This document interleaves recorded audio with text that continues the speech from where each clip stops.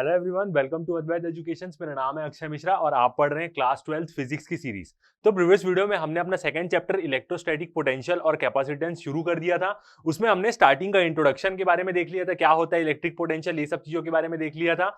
एक किसी point charge के कारण कैसे वो इलेक्ट्रिक पोटेंशियल जनरेट करता है अपने कुछ एक उसके पर्टिकुलर आर डिस्टेंस पे, उसके बारे में हमने डेरिवेशन देखा था। बहुत सारे चार्जेस के कारण कैसे इलेक्ट्रोस्टैटिक पोटेंशियल होगा एक पॉइंट में, ये सब चीजों के बारे में हमने देखा था। अब ये वाला जो वीडियो रहेगा इसमें हम एक इलेक्ट्रिक डायपोल के इलेक्ट्रोस्टैटिक पोटेंशियल के बारे में बात करेंगे।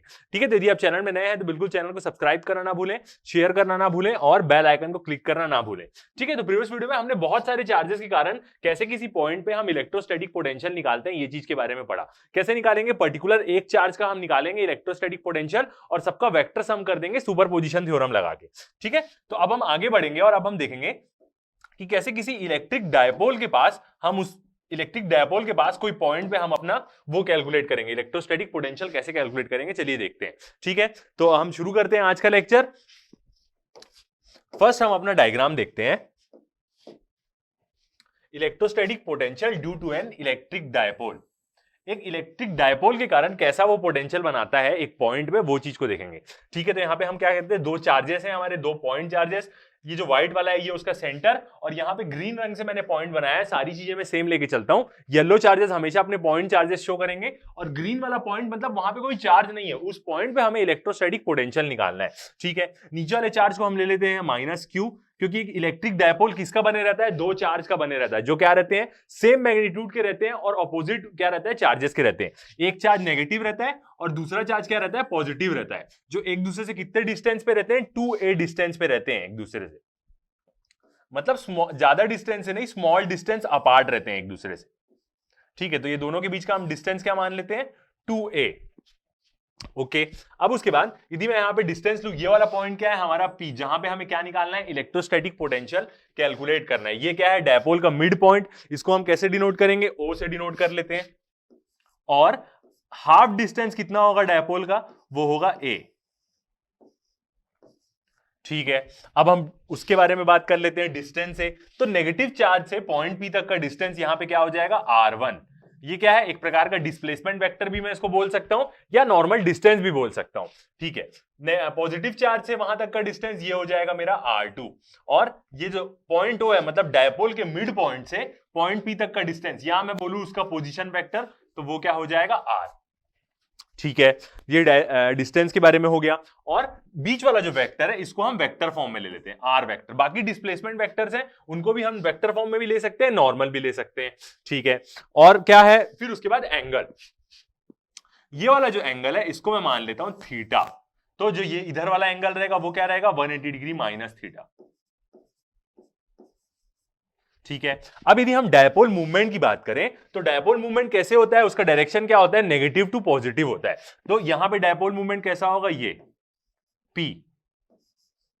ठीक है, इस तरफ जाएगा नेगेटिव टू पॉजिटिव, क्योंकि डायपोल मूवमेंट ऐसे ही रहता है, हम प्रीवियसली देखें। जिसका मैग्नीट्यूड कैसे निकालते हैं हम, Q इंटू 2a करके। दोनों में से कोई भी एक चार्ज का मैग्नीट्यूड तो सेम है, Q इंटू 2a करके हम क्या करते हैं, डायपोल मूवमेंट निकालते हैं। और उसका डायरेक्शन कहां रहता है, पॉजिटिव से नेगेटिव रहता है। ओके, सारी चीजें हमने डायग्राम में बना ली। ठीक है, नेमिंग कर देते हैं। ये वाला पॉइंट क्या हो जाएगा हमारा A, ये वाला पॉइंट हो जाएगा B, और वो वाले पॉइंट का नाम हमने P दे के रखा है, जहां पे हमें क्या करना है, इलेक्ट्रोस्टैटिक फील्ड को कैलकुलेट करना है। ठीक है, तो अब हम लिखते हैं सबसे पहले V, मतलब मैं बोल रहा हूं electrostatic potential due to charge. Same यहां पे क्या होगा, यहां पे भी सुपरपोजिशन ही फॉलो होगा। दोनों का पर्टिकुलर हम एक एक का निकालेंगे और उसको क्या करेंगे, वेक्टर सम कर देंगे। तो पहले हम देखते हैं V में यहां पे लिखा हूं मैं शॉर्ट फॉर्म में, मतलब इलेक्ट्रोस्टैटिक पोटेंशियल निकाल रहा हूं मैं किसका, किस चार्ज के कारण। सबसे पहले हम ले लेते हैं अपना नेगेटिव चार्ज ले लेते हैं, due to charge -q। Negative charge के कारण हम देखते हैं तो क्या आएगा, V equal to 1/4 pi epsilon naught into -q है तो माइनस रख लेंगे हम, -q बाई, और डिस्टेंस कितना है यहां पे, r1।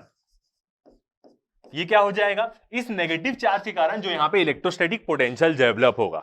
ठीक है, फिर सेकंड यदि मैं देखूं, V मतलब electrostatic potential due to charge. अब किसके कारण देखेंगे हम, पॉजिटिव चार्ज के कारण देखते हैं।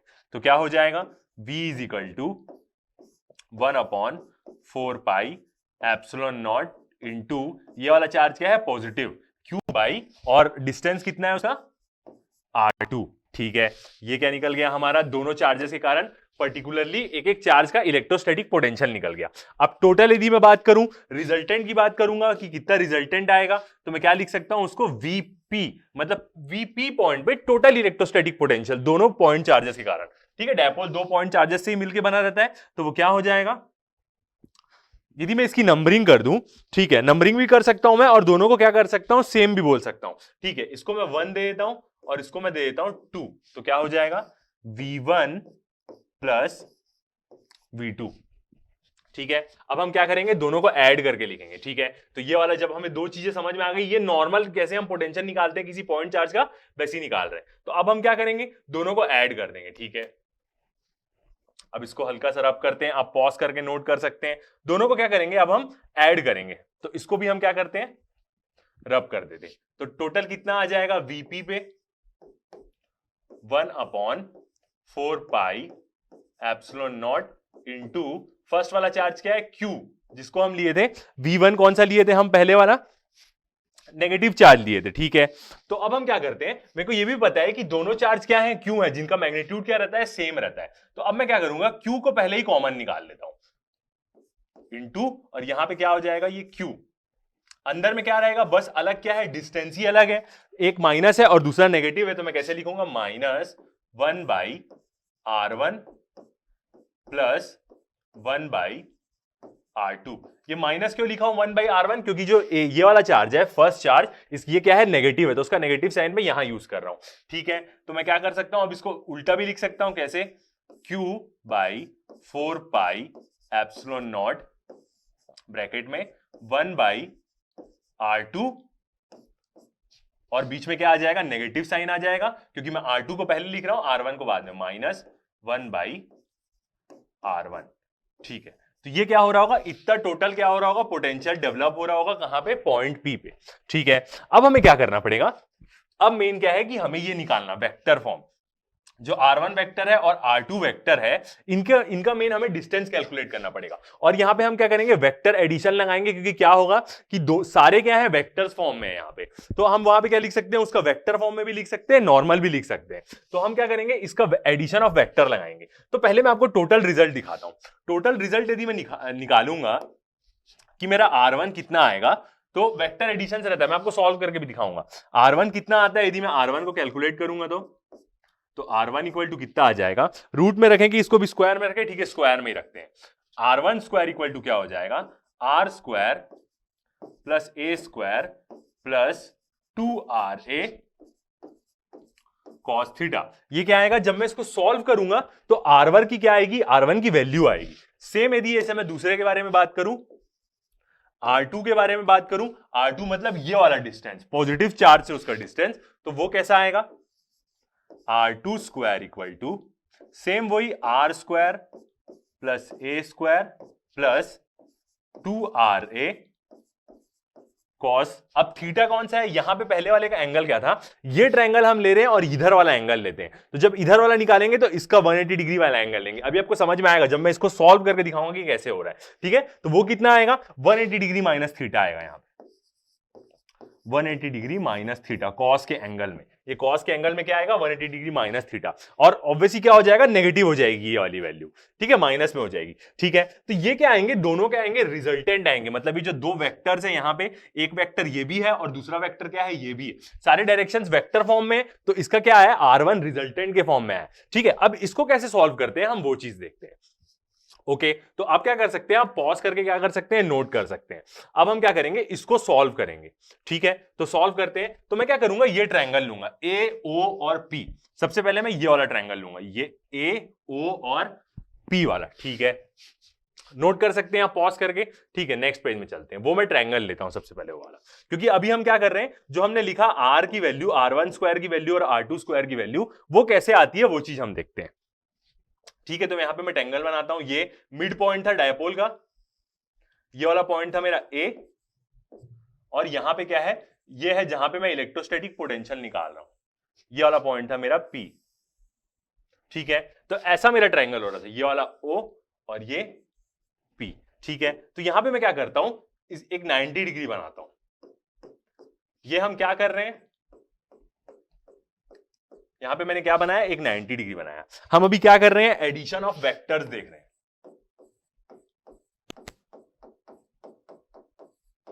ये टॉपिक कहां पढ़ते हैं हम, 11 में पढ़ते हैं। तो यहां पे वो क्या किया, उसको सीधा यूज किया। ठीक है, अब हम देखेंगे कि वो कैसे यूज कर रहा है यहां पे, तो मैं आपको सॉल्व करके बताता हूं कि वो चीज आ कैसे रही है। ठीक है, तो ये वाला एंगल 90 डिग्री, और यहां पे जो एंगल बन रहा था वो हमारा एंगल क्या था, ये वाला था थीटा। ठीक है, इसको मैं नेमिंग दे देता हूं, एन दे देता हूं ये वाले पॉइंट को। ओके, अब मैं क्या करूंगा यहां से, मैं अभी हम क्या कर रहे हैं, जब वहां मेन जो इक्वेशन थी वहां पे 1/r और 1/r ही था टोटल पोटेंशियल में, तो हम 1/r और 1/rv की ही वैल्यू निकाल रहे हैं कुल मिला के ओवरऑल। तो वो सब वैल्यू निकालने के लिए ये सब करना पड़ेगा। ठीक है, नेमिंग देते हैं सबकी। तो ये वाला क्या था, हमारा r1 वेक्टर। अब हम पूरी चीज को वेक्टर फॉर्म में ले लेंगे। ये वाला हमारा r1 वेक्टर था, ये डिस्टेंस क्या है हमारा a, ये भी क्या होगा, एक प्रकार का वेक्टर ही होगा, क्योंकि क्या है यहां पे हमारा डायपोल मूवमेंट ही रहता है, तो ये भी क्या होगा, वेक्टर। और यही क्या है, हमें कैलकुलेट करना है, ये क्या है हमारा r, मतलब मेन तो r1 कैलकुलेट करना है, क्योंकि यहां पे क्या था, हमारा पॉइंट चार्ज था।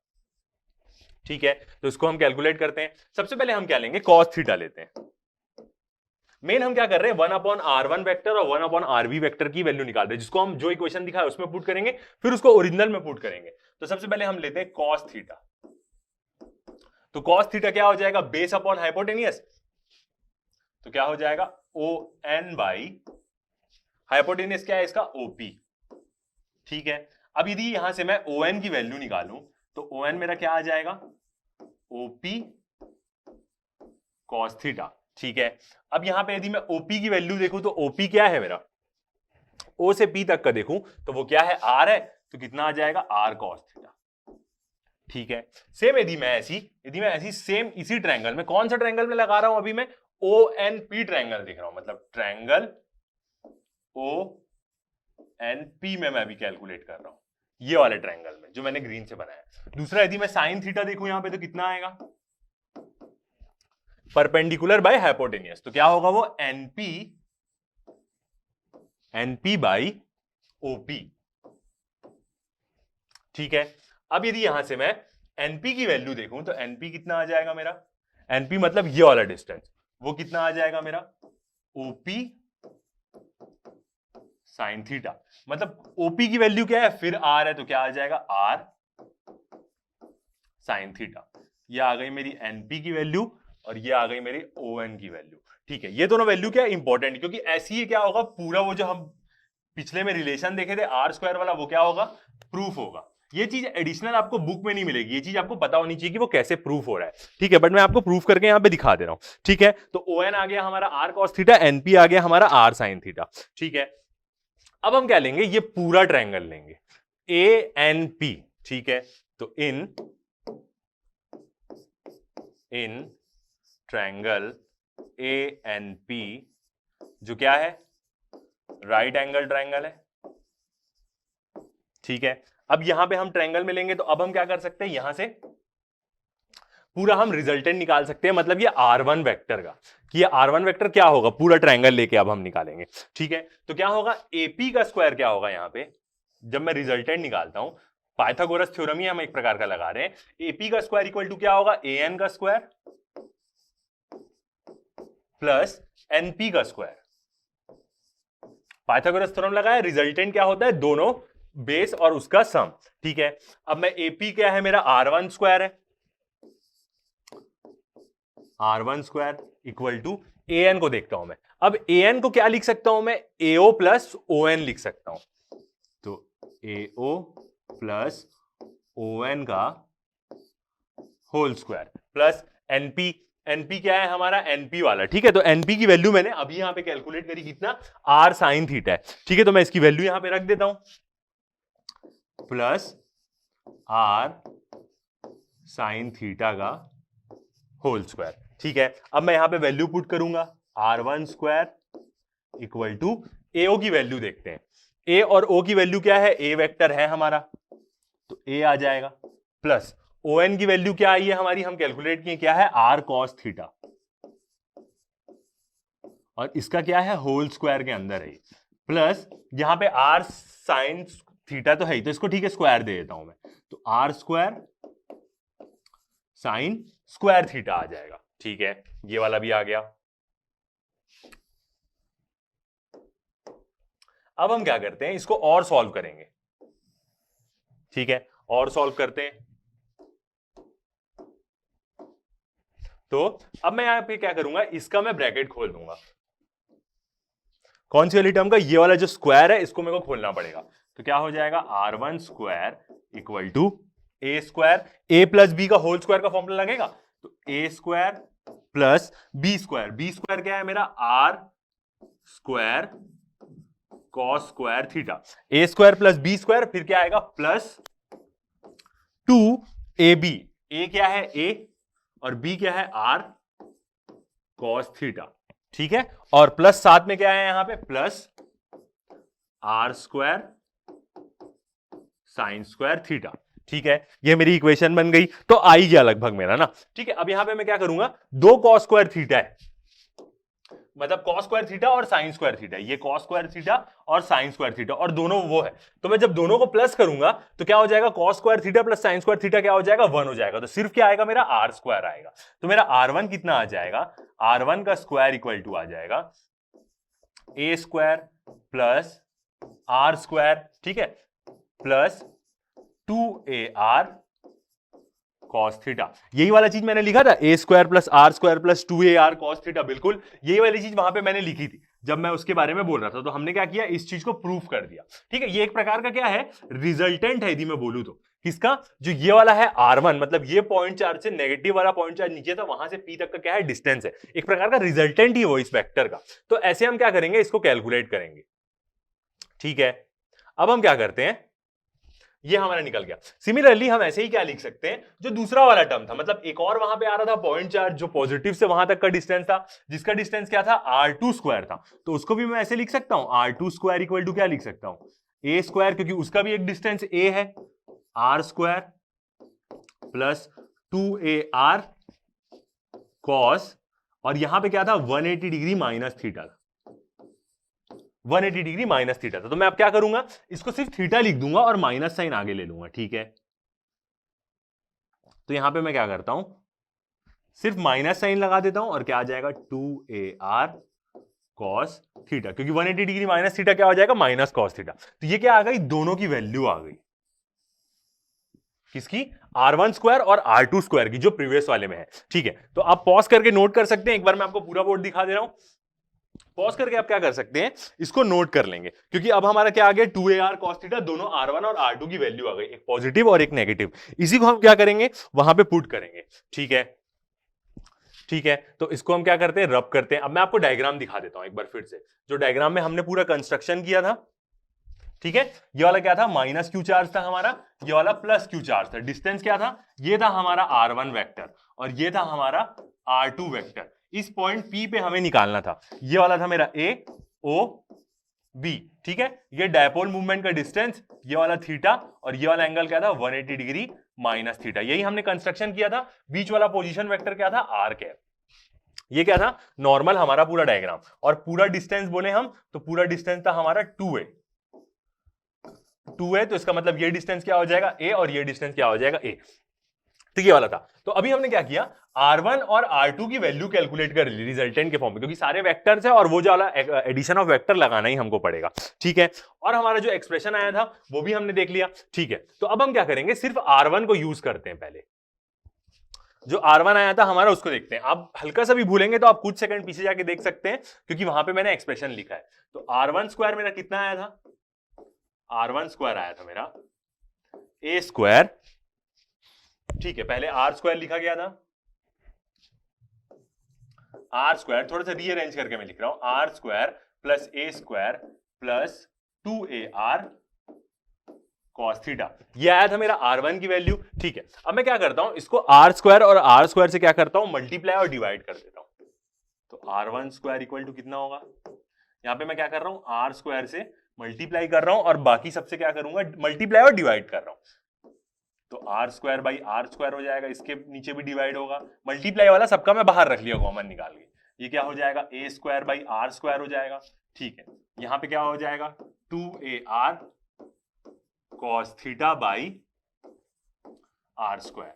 ठीक है, ये वाली टर्म हो जाएगी। अब मैं देखूं क्या क्या कैंसल आउट हो रहा है, तो ये वाला तो पूरा कैंसल आउट हो जाएगा, a square by are square रहेगा, यहां पे स्क्वायर हट जाएगा और ये एक आर कट जाएगा। ठीक है, तो सिंप्लीफाई करके लिखते हैं, क्या आएगा, r1 स्क्वायर इक्वल टू आएगा, आर स्क्वायर बाहर है ही, ठीक है, ब्रैकेट के अंदर 1 प्लस ये 1 हो जाएगा, a square by are square plus 2a cos theta by r, ये वाली मेरी वैल्यू आ जाएगी। ठीक है, अब मैं क्या करता हूं, इसको उल्टा कर देता हूं। ठीक है, नेक्स्ट स्टेप हमारा क्या रहेगा, उल्टा करना। ठीक है, उसके पहले हम क्या करते हैं, देखते हैं क्या नेग्लेक्ट कर सकते हैं। तो अब क्या है यहां पे, यदि मैं बोलूं इफ जो आर होगा वो बहुत बड़ा रहा ए से, इसका मतलब जो हम पॉइंट पी ले रहे थे ये था हमारा डायपोल।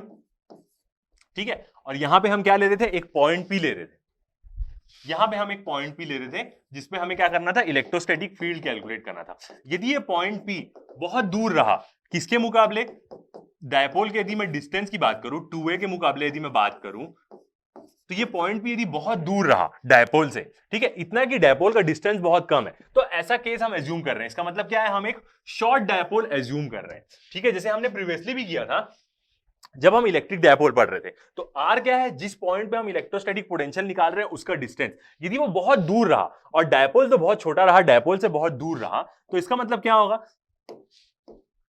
इसको मतलब हम क्या बोल सकते हैं कि यदि आर बहुत बड़ा रहा ए से, तो ए बाई आर की वैल्यू क्या आएगी, बहुत स्मॉल आएगी। ठीक है, इसका मतलब मैं क्या बोल सकता हूं, जो मेरा ए स्क्वायर और आर स्क्वायर हो जाएगा ना, तो इसको तो हम नेग्लेक्ट कर सकते हैं। ठीक है, मतलब इसको हम क्या कर देंगे, पूरा नेग्लेक्ट कर देंगे। ऐसा कब होगा, जब जिस पॉइंट पे मैं इलेक्ट्रोस्टैटिक पोटेंशियल निकाल रहा हूं वो बहुत दूर है डायपोल से, तो उस केस में क्या होगा, ए बाई आर स्मॉल हो जाएगा और ए बाई आर स्क्वायर तो इतना स्मॉल हो जाएगा कि उसको हम नेग्लेक्ट कर देंगे। ठीक है, तो तब हमारा एक्सप्रेशन क्या आएगा, r1 स्क्वायर इक्वल टू,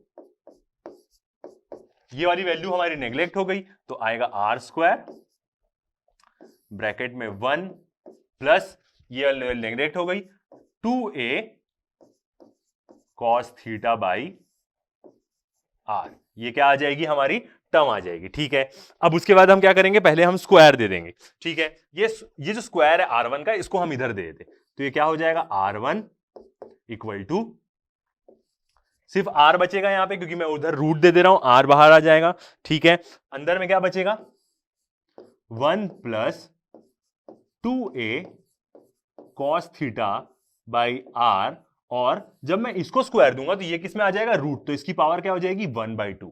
ठीक है, ब्रैकेट में बाहर उसकी पावर क्या हो जाएगी, 1/2। अब हम क्या करते हैं, इसको रिवर्स कर देते हैं।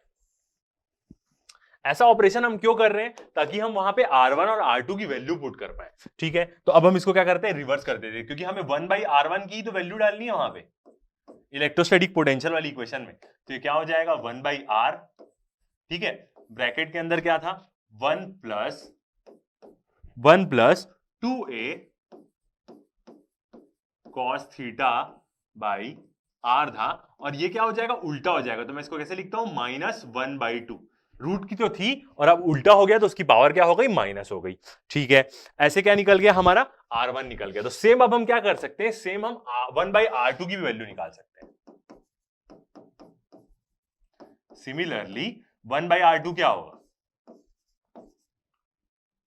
1/R, ठीक है, ब्रैकेट में। अब उसके बाद वहां पे क्या था, -2a cos थीटा था, क्योंकि क्या है, उसका एंगल क्या है, 180 डिग्री माइनस थीटा है, तो बीच में क्या आएगा, माइनस साइन आएगा, क्योंकि वहां पे क्या था, -2ar cos थीटा था, तो बस एक डिफरेंस क्या रहेगा, 1, बीच में बस माइनस वैल्यू आएगी, 2a cos theta by R whole की पावर -1/2 तो रहेगा ही रहेगा।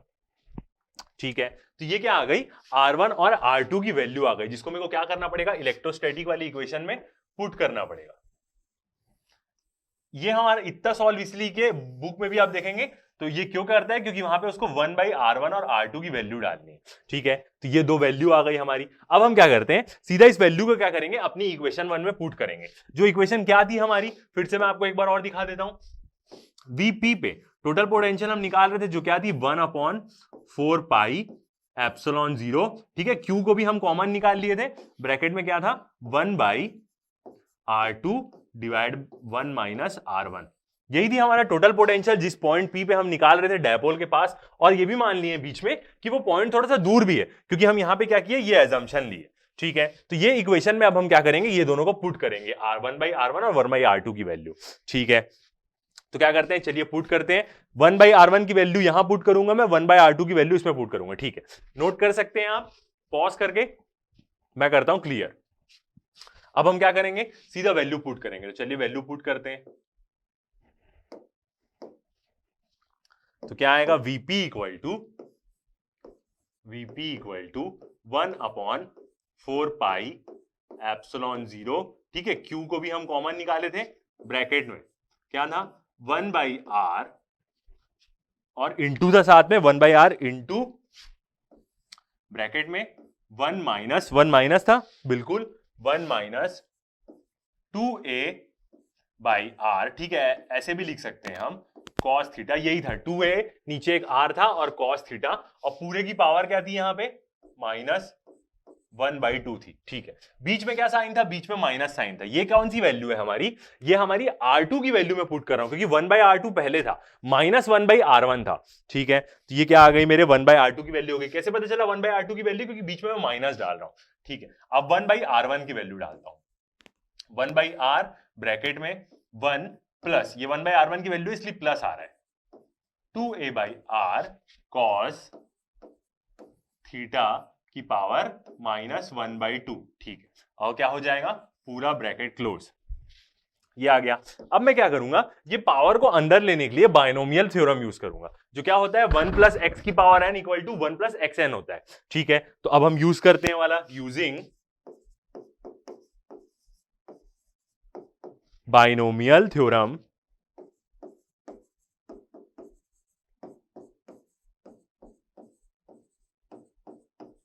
ठीक है। बाइनोमियल थ्योरम यूज करते हैं अब, जो क्या बोलता है 1 + x की पावर यदि n रहा तो इसको हम क्या लिख सकते हैं, 1 + xn लिख सकते हैं, या n क्या आ जाता है, सामने आ जाता है, तो 1 + nx लिख सकते हैं। ऐसा कब लिख सकते हैं, जब x जो है वो बहुत छोटा रहेगा 1 से, मतलब जो x है, मतलब ये वाली जो टर्म है, ये जब बहुत छोटी रहेगी 1 से, तब हम ये चीज यूज कर सकते हैं। इसको आप नॉर्मली भी सॉल्व करेंगे, जब न्यूमेरिकल्स वैल्यू रहेगी तो भी एग्जैक्ट आंसर आता है, मतलब ये थ्योरम एकदम सही है, ठीक है। और ये वैल्यू हमें देख के लग भी रहा है कि ये 1 से बहुत छोटी है, ये वाली वैल्यू। एक तो a/R है, 2 है, और cos थीटा उसकी पावर भी 1/2 है, तो ये वैल्यू 1 से बहुत छोटी होगी, ठीक है। तो अब क्या होगा, ये जब मैं थ्योरम अप्लाई करूंगा तो ये पावर इन लोगों के पास अंदर में आ जाएगी, ये पावर दोनों -1/2 क्या आ जाएगी, यहां अंदर में आ जाएगी, ठीक है। तो देखते हैं क्या एक्सप्रेशन बनेगा फिर।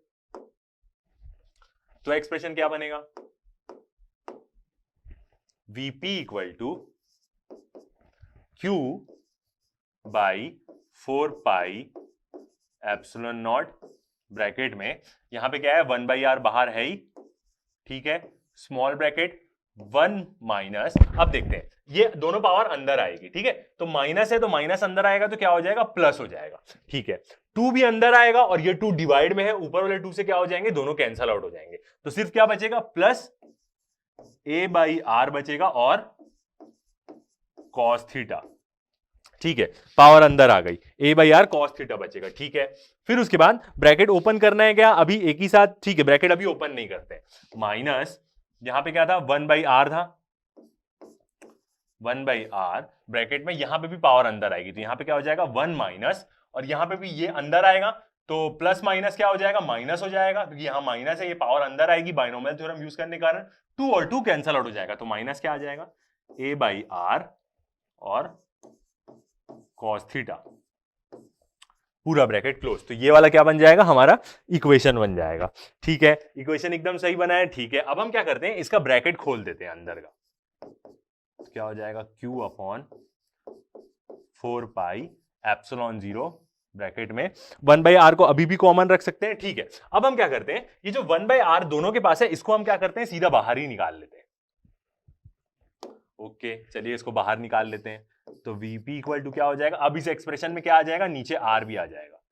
4 पाई एप्सिलॉन नॉट, और हम r को भी कॉमन निकाल लिए, ठीक है, ब्रैकेट में 1 plus a by R cos theta, ठीक है, बीच में क्या है माइनस साइन, ये वाला 1 बाई आर भी हम कॉमन निकाल लिए, -1, ठीक है, फिर ये माइनस और ये माइनस क्या हो जाएगा, प्लस हो जाएगा, plus a by R cos theta.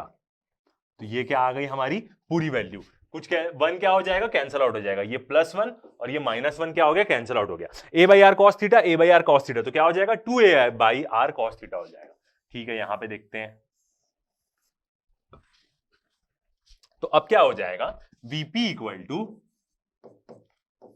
Q by 4 pi epsilon naught R, bracket के अंदर क्या हो जाएगा, ये दोनों प्लस हो जाएगा, तो 2a by R cos theta, ये क्या बन जाएगा हमारा एक्सप्रेशन बन जाएगा, ठीक है।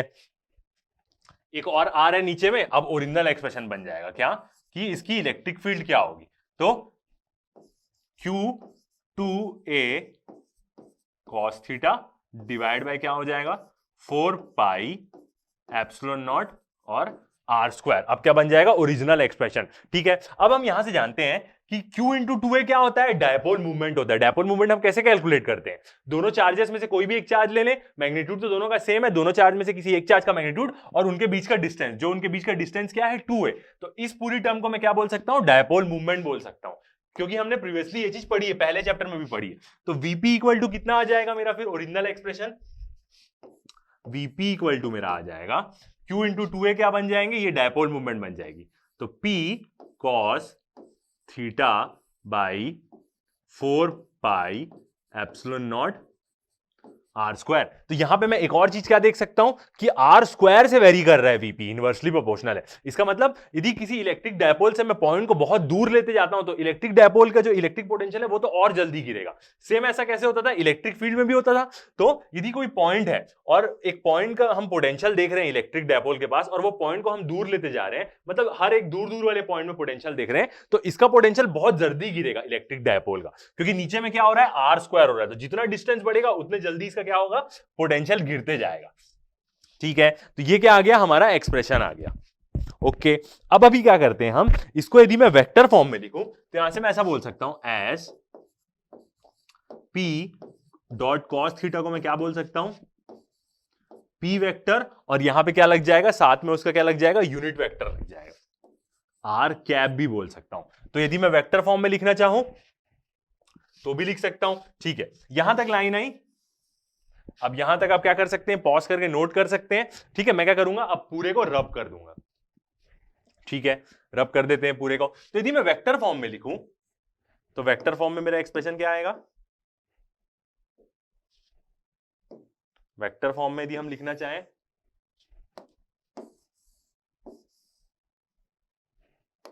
तो क्या हो जाएगा, सेम वही एक्सप्रेशन रहेगा, बस हमें क्या करना पड़ेगा, उसका डिस्टेंस लगाना पड़ेगा और यूनिट वेक्टर से मल्टीप्लाई करना पड़ेगा, मतलब मेन तो यूनिट वेक्टर ही डालना पड़ेगा। तो कैसे निकाल सकते हैं हम, डायपोल मूवमेंट के टर्म में,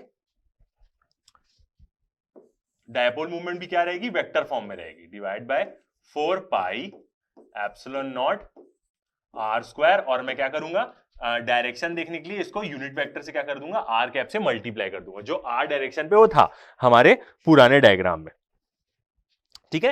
ये किस कंडीशन के लिए याद रखना, जब जो हमारा डिस्टेंस है, मतलब दूसरे टर्म में लिखूं, ये कब एप्लीकेबल है, जब ए क्या है ना, बहुत छोटा है आर से।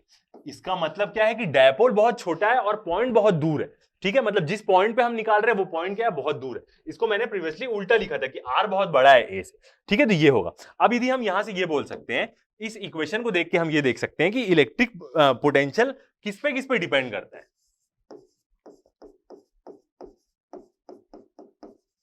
potential of electric dipole depends on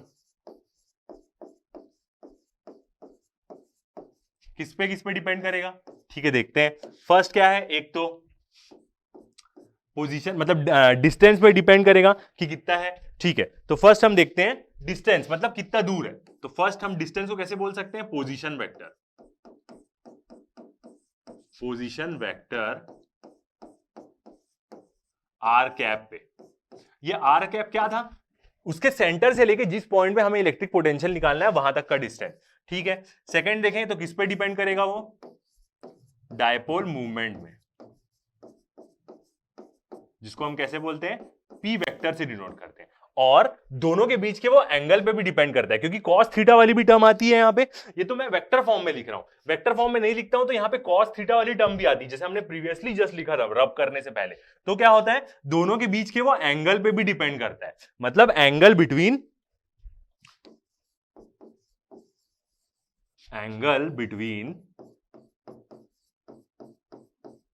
किसके एंगल के बिटवीन रहता है, यदि मैं पोजीशन वेक्टर बोलूं और डायपोल मूवमेंट के, शॉर्ट फॉर्म में लिख रहा हूं, आप इसको वर्ड्स में लिखेंगे, किसका एंगल, पोजीशन वेक्टर और डायपोल एंगल के, डायपोल पोजीशन वेक्टर और डायपोल मूवमेंट के बीच के एंगल पे भी वो डिपेंड करता है। ठीक है, तो ये क्या है, ये तीन चीजों पे क्या होता है, हमारा इलेक्ट्रिक डायपोल का क्या रहता है, डिपेंड करता है, मतलब कि इलेक्ट्रिक डायपोल का पोटेंशियल किसी एक पॉइंट पे वो क्या करेगा, ये तीन चीजों पे डिपेंड करेगा। ठीक है, तो हमने ये चीज निकाल ली। अब हम यहां से बोल सकते हैं एकदम जनरली क्या, कि जो V होगा पोटेंशियल किसी इलेक्ट्रिक डायपोल का, वो क्या होता है, इनवर्सली प्रोपोर्शनल होता है किसके, 1/r² के। ऑब्वियसली बात है, हमने डेरिवेशन में देखा और नीचे r² टर्म आती है, मतलब और तेजी से ड्रॉप होगा। नॉर्मल यदि किसी पॉइंट चार्ज का बोलूं तो पॉइंट चार्ज के नीचे में सिर्फ r टर्म आती है, यहां पे क्या आ रहा है, r² आ रहा है। तो पॉइंट चार्ज से और तेजी इलेक्ट्रिक डायपोल का पोटेंशियल क्या होता है, ड्रॉप होता है, जितना मैं उससे दूर जाते जाऊंगा। ठीक है, और कहां से रहता है ये, लिख देते हैं, from the centre of dipole. कहां से रहता है, हम सेंटर से कनेक्ट करते हैं उसको, जब हम बीच में देख रहे थे।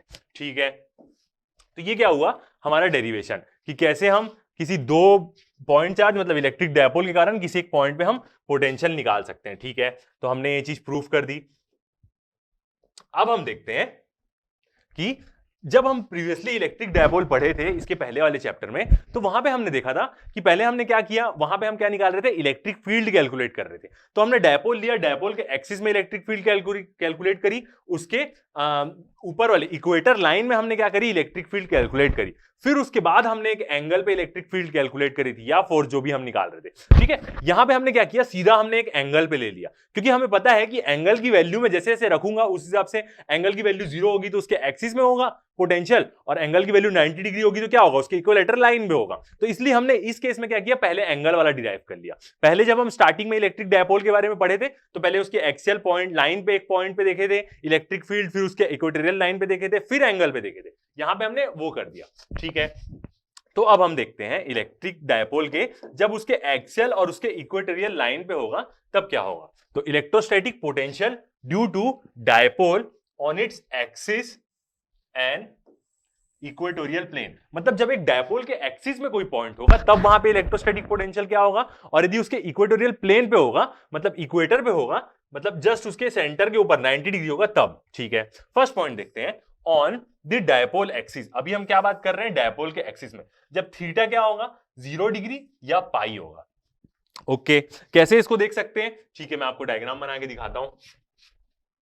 ये एक पॉइंट चार्ज और दूसरा ये एक पॉइंट चार्ज। ठीक है, किस तरफ हम पॉजिटिव रखे, कहीं भी रख सकते हैं। ठीक है, ऐसे रखते हैं, ये वाला मेरा पॉजिटिव चार्ज हो गया क्योंकि वो एक पॉजिटिव और एक नेगेटिव का बिन के बना रहता है, ये मेरा नेगेटिव चार्ज हो गया। ये डायपोल, इसके बीच का डिस्टेंस क्या रहेगा, 2a। यहां पे मैं डिस्टेंस भी दे देता हूं इसके बीच का, ये वाला मेरा डिस्टेंस क्या है, 2a। और मैं पॉइंट लेता हूं, किसी एक पॉइंट पे हम क्या कर रहे हैं, इलेक्ट्रिक फील्ड निकाल रहे हैं। ठीक है, तो यहां पे अब हम, मेरे को ये भी पता है कि डायपोल मूवमेंट कैसा होगा, नेगेटिव टू पॉजिटिव जाता है, तो ये डायपोल मूवमेंट। तो यहां पे मैं एक पॉइंट लेता हूं। ठीक है, अब मैं ऐसा क्यों लिया, नेगेटिव चार्ज यहां क्यों लिया, सेम अपना जो डायग्राम था वो ऐसा था। ठीक है, तो एक्सिस में आएगा तो यहां पे सेम ऐसा था और ऐसा एंगल बना रहा था, तो मैंने उसको जस्ट उसको ऐसा ही स्ट्रेट कर दिया, इसलिए मैंने नेगेटिव यहां रखा। अब यदि इस पॉइंट पे आएगा मतलब उस तरफ आएगा तो इधर क्या होगा, पॉजिटिव की तरफ देखते हैं। यदि पॉजिटिव की तरफ यहां पे यदि मैं एक पॉइंट लूंगा, ठीक है, पॉजिटिव वाला क्या था, ऊपर था, और वहीं से वो क्या कर रहा था, एंगल बना रहा था। तो जब भी मैं इस तरफ बात करूं, ऐसे जब वो था, ये मेरा दो डायपोल का पॉइंट और ऐसे था, तो जब मैं इस तरफ करूंगा तो इसका मतलब 0 डिग्री होगा। मतलब यहां पे यदि मैं एक पॉइंट लेता हूं P, तो ये वाला पॉइंट पे थीटा क्या होगा, मेरा 0 डिग्री होगा। ठीक है, और जब मैं डायपोल पॉइंट को मैं सीधा इधर ले लूंगा, तो ये वाला पॉइंट P यदि यहां पे मैं निकालू, तो यहां पे थीटा क्या होगा, 180 डिग्री होगा। ठीक है, ये दोनों थीटा की वैल्यू, जैसी में ये सेंटर है उसका एक सेंटर भी हम बना सकते हैं यहां पे, सेंटर से एंगल, ये सेंटर से एंगल था, सेम हमारा डायग्राम अभी ऐसे, पहले ऐसा था, तो ऐसे एंगल पे था, ये 0 और उल्टा पूरा 180 डिग्री, तो 0 और 180 डिग्री। तो इस केस में क्या होगा, जब 0 मतलब क्या होगा, डायपोल के एक्सिस में कोई पॉइंट हुआ, ये डायपोल है, इसके एक्सिस में पॉइंट एक 0 डिग्री पे भी हो सकता है, एक 180 डिग्री पे भी हो सकता है। ठीक है, दोनों के बीच का डिस्टेंस भी हम ले लेते, ये डिस्टेंस क्या हो जाएगा हमारा,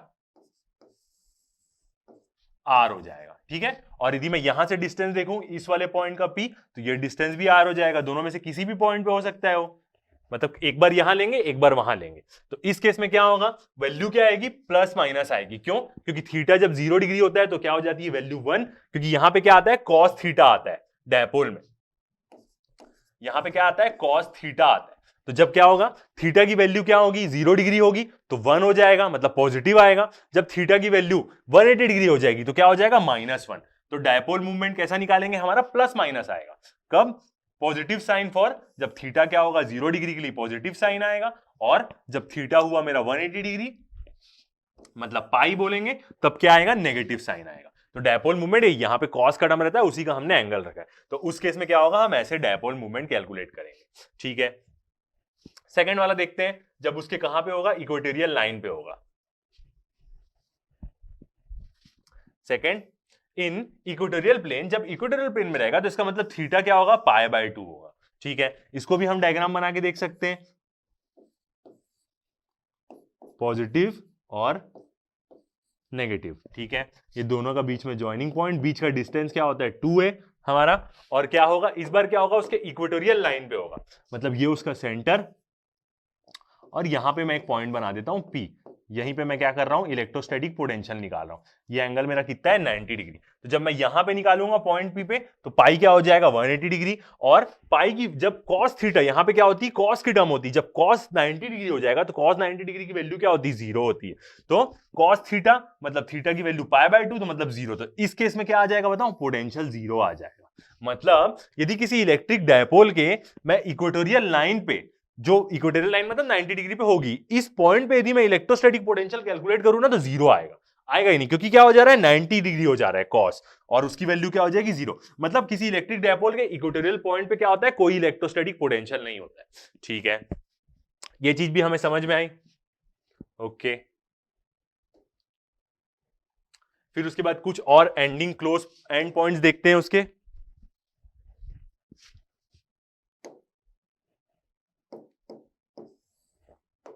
ठीक है, फर्स्ट पॉइंट देखते हैं, thus electrostatic potential at any point in the equatorial plane of the dipole is 0। Obvious सी बात है, अभी हमने देखा cos 90 डिग्री हो जाएगा, तो इक्वेटोरियल पॉइंट पे यदि हमने इलेक्ट्रोस्टैटिक पोटेंशियल निकालेंगे तो वो 0 आएगा। अब उसके बाद next point, the difference between potential due to an electric dipole and due to a single charge. अब हम क्या देख रहे हैं, डिफरेंस देख रहे हैं कि किसी इलेक्ट्रिक डायपोल और किसी पॉइंट चार्ज को हम ले रहे हैं, तो उसका क्या होगा, आर गिवन बिलो। ठीक है, फर्स्ट पॉइंट देखते हैं, the potential due to dipole depends upon not just on R. सिर्फ मतलब वो पॉइंट कितना दूर है उसी पे डिपेंड नहीं करता, आर क्या बताता है, जिस पॉइंट पे निकालना है वहां से लेके distance, but also on the angle between the position vector R and dipole movement vector P. तो वो क्या बोल रहा है कि सिर्फ आर पे ही वो नहीं डिपेंड करता कि वो पॉइंट कितना दूर है, जिस पॉइंट पे हमें इलेक्ट्रोस्टैटिक पोटेंशियल निकालना है सिर्फ उस पे ही डिपेंड नहीं करता, बल्कि वो एंगल पे भी डिपेंड करता है कि एक तो पोजीशन वेक्टर का एंगल क्या है, किससे, डायपोल मूवमेंट से। डायपोल मूवमेंट क्या होती है, नेगेटिव टू पॉजिटिव जाती है डायपोल के एक्सिस में ही, तो उसके एंगल पे भी वो डिपेंड करता है। सेकंड चीज, द इलेक्ट्रिक पोटेंशियल या इलेक्ट्रोस्टैटिक पोटेंशियल बोले due to dipole falls off at larger distance, मतलब ज्यादा डिस्टेंस दूर वाले पॉइंट पे हम देखेंगे तो इलेक्ट्रोस्टैटिक पोटेंशियल क्या हो जाएगा, उसका खत्म हो जाएगा। एज 1/r² की 1/r² से क्या होता है, वो गिरता है, not as 1/r। Not as 1/r मतलब किसके लिए बोल रहा है, सिंगल पॉइंट चार्ज के लिए बोल रहा है। जब हम एक पॉइंट चार्ज का देखते हैं तो उसका फॉर्मूला क्या होता है, v = q/4 pi epsilon naught R होता है, मगर डायपोल के केस में क्या हो जाता है, स्क्वायर हो जाता है। तो 1/r स्क्वायर से गिरता है, 1/r से नहीं गिरता। विच इज ए कैरेक्टरिस्टिक, जो क्या है, कैरेक्टरिस्टिक है किसकी, potential due to a single charge. 1/r क्या है, सिंगल चार्ज की कैरेक्टरिस्टिक है। तो इलेक्ट्रिक पोटेंशियल डायपोल का क्या होता है, और जल्दी गिरता है दूर डिस्टेंस में। ठीक है, ये चीज हो गई। अब हम क्या करते हैं, एक न्यूमेरिकल बनाते हैं। ठीक है, चलिए एक न्यूमेरिकल सॉल्व करते हैं। क्या बोल रहा है, N electric dipole consist of two charges of equal magnitude. एक इलेक्ट्रिक डायपोल है जो क्या कर रहा है, दो चार्जेस का हो रहा है, two charges of equal magnitude and opposite signs. ये तो हमें पता ही है, यदि वो सिर्फ इलेक्ट्रिक डायपोल बोलते तो भी हमें सारी चीज समझ में आ जानी चाहिए कि एक इलेक्ट्रिक डायपोल क्या होता है। तो consist of two charges of equal magnitude and opposite signs separated by a distance 2a। ठीक है, डिस्टेंस हमें दिया है इन द फिगर दिए, मैं आपको दिखा रहा हूं। The dipole is along the x axis and is centre at the origin. ठीक है, एक्स एक्सिस पे डायपोल रखा है, मतलब डायपोल ऐसा एकदम स्ट्रेट एक्स एक्सिस में रखा है, और सेंटर्ड कहां है, ओरिजिन पे। ठीक है, मतलब बीच में है और इधर उधर में वो होगा। फर्स्ट हमें क्या निकालने बोल रहा है, calculate the electrostatic potential eight point P. ठीक है, एक पॉइंट पी दिया है, डायग्राम में आपको दिखा रहा हूं, वहां पे निकालना है हमें इलेक्ट्रोस्टैटिक पोटेंशियल। सेकंड क्या बोल रहा है, calculate V at a point far from the dipole. ठीक है, तो ये क्या है, बहुत इंपॉर्टेंट है। ये लाइन क्या होगी, क्वेश्चन को सही बनाने में मदद करेगी। पहले हमें इलेक्ट्रोस्टैटिक पोटेंशियल निकालने बोला है पी किसी पॉइंट पे, ठीक है, और एक्सेल लाइन पे ही पॉइंट है। आप जब डायग्राम देखेंगे तो आपको समझ में आएगा। तो उस केस में क्या होगा, यदि आप ऊपर वाला फॉर्मूला लगा दिए जो भी हमने डिराइव किया, वो कब किस कंडीशन के लिए हम डिराइव किए, जब पॉइंट पी बहुत फार होगा। यदि आपने वो फॉर्मूला तुरंत लगा दिया तो गलत हो सकता है, क्योंकि वो किसका आंसर है, सेकंड का आंसर है, क्योंकि बोला है कि जब वो पॉइंट बहुत दूर रहेगा तब, जब नहीं बोलेगा तो आपको एक अलग तरीके से कैलकुलेट करना पड़ेगा। ठीक है, देखते हैं। तो ये क्वेश्चन को क्या करते हैं, सेकंड पेज में सॉल्व करते हैं डायग्राम के साथ, जो डायग्राम गिवन है। क्वेश्चन हमें समझ में आ गया क्या गिवन है। ठीक है, तो डायग्राम बनाते हैं। ये एक पॉइंट चार्ज यहां पे और यहां पे। ठीक है, किधर नेगेटिव है, एक्सिस एक्स एक्सिस में ही रखा है वो, तो ये वाला नेगेटिव चार्ज और ये वाला पॉजिटिव चार्ज, दोनों के बीच का डिस्टेंस, और सेंटर्ड कहां है, वो ओरिजिन में सेंटर्ड है। ठीक है, ये चीज तो हमें समझ में आ रही है कि वो एक एक्स एक्सिस में रखा है और ओरिजिन में क्या है, वो सेंटर्ड है।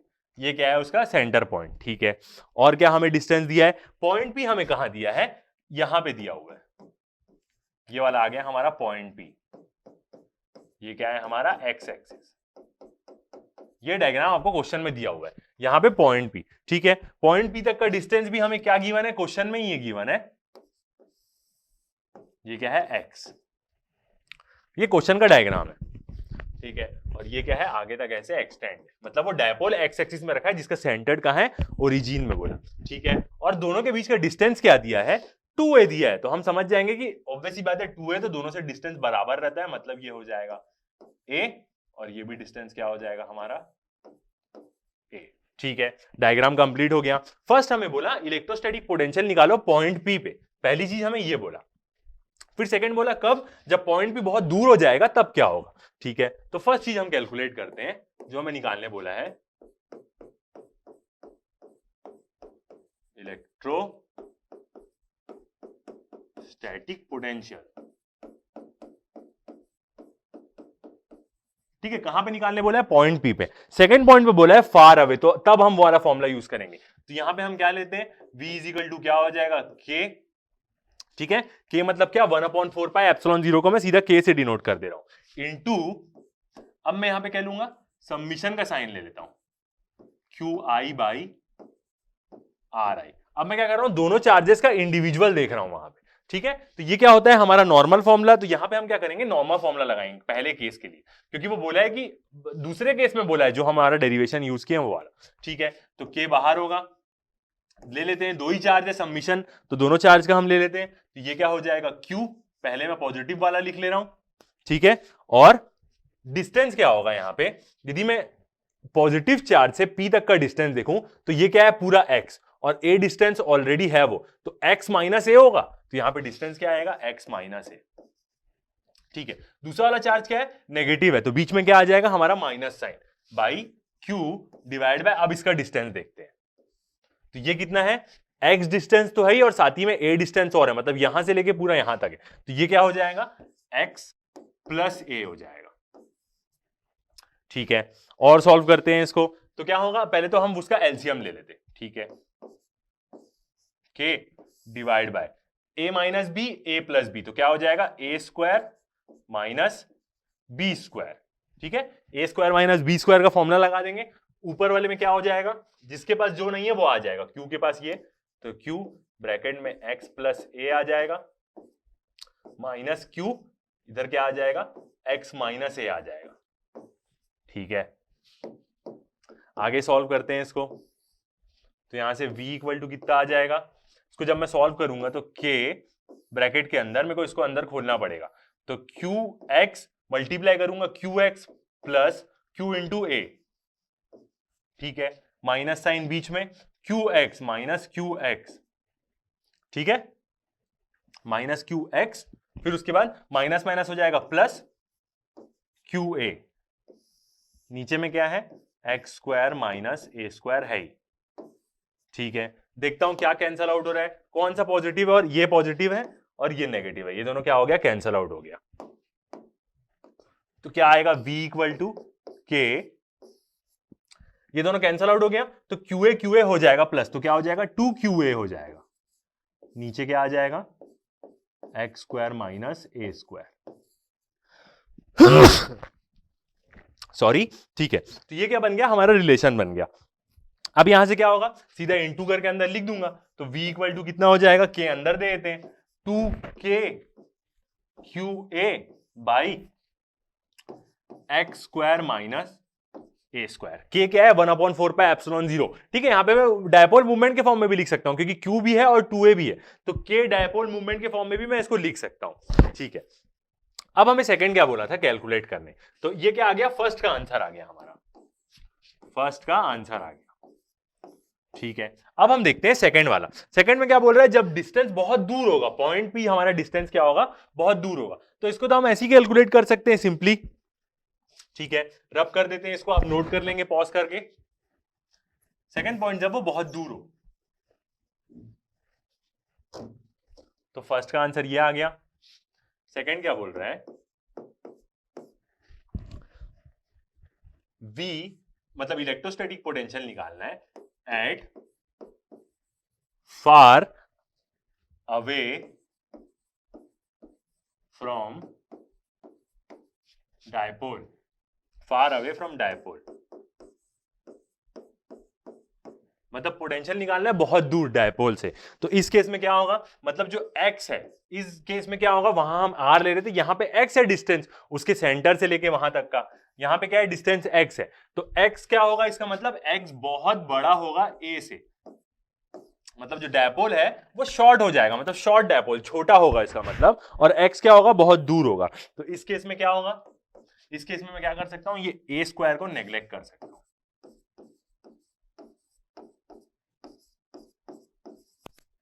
ए स्क्वायर को मैं क्या कर दूंगा, नेग्लेक्ट कर दूंगा।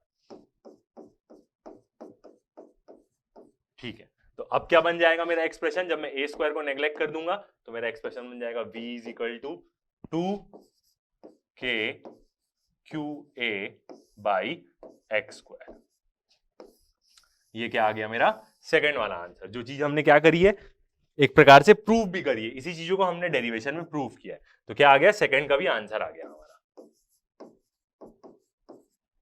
ठीक है, तो हमने क्या किया, एक क्वेश्चन भी बना दिया इलेक्ट्रिक डायपोल से रिलेटेड। ओके, आगे बढ़ते हैं। तो ये वाला वीडियो में इतना ही। नेक्स्ट हम क्या करते हैं, एंड करने से पहले एक नोट पॉइंट देख लेते हैं।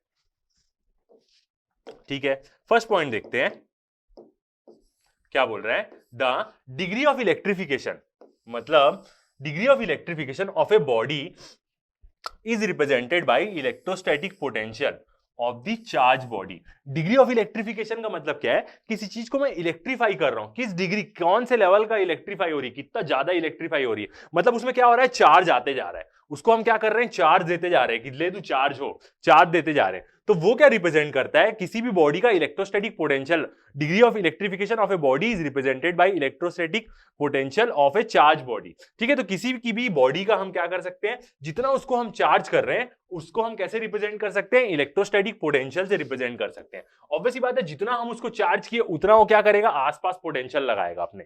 ठीक है, सेकंड पॉइंट देखते हैं, the direction of flow of charge, मतलब चार्ज किस डायरेक्शन में फ्लो होता है बिटवीन टू चार्ज बॉडीज, मतलब चार्ज किस तरफ जा रहा है, इस बॉडी से उस बॉडी में जा रहा है कि उस बॉडी से इस बॉडी में आ रहा है, दो चार्ज बॉडी के बीच में, placed in contact with each other is determined by electrostatic potential. तो ये हम कैसे डिटरमाइन करते हैं कि किस डायरेक्शन में फ्लो हो रहा है चार्ज का, जिस डायरेक्शन में जा रहा है वो कैसे हम डिटरमाइन करते हैं, इलेक्ट्रोस्टैटिक पोटेंशियल से वो चीज को हम डिटरमाइन करते हैं। ऐसा कैसे होता है, जनरली क्या होगी, कोई भी चीज जो होगी वो हाई कंसंट्रेशन से लो कंसंट्रेशन फ्लो करेगी। पानी भी जो रहता है वो क्या रहता है, जहां पे प्रेशर ज्यादा है वहां से वो कहां, जहां कम प्रेशर है वहां पे फ्लो करता है, या जहां उसकी एनर्जी ज्यादा है ऊंचाई से वो क्या करता है, जमीन में फ्लो करता है, जहां पोटेंशियल एनर्जी ज्यादा और कम एनर्जी में फ्लो करता है। तो सेम ऐसी भी क्या होता है, चार्जेस भी ऐसी फ्लो करते हैं। यदि हमें इलेक्ट्रिक चार्ज फ्लो कराना है एक लाइन में, तो यहां का मैं पोटेंशियल बढ़ा दूंगा और यहां का पोटेंशियल कम कर दूंगा, तो अपने आप करंट फ्लो होगा। ठीक है, तो आज के लेक्चर में इतना ही, मिलते हैं नेक्स्ट लेक्चर में, अभी तक के लिए इतना ही, थैंक यू।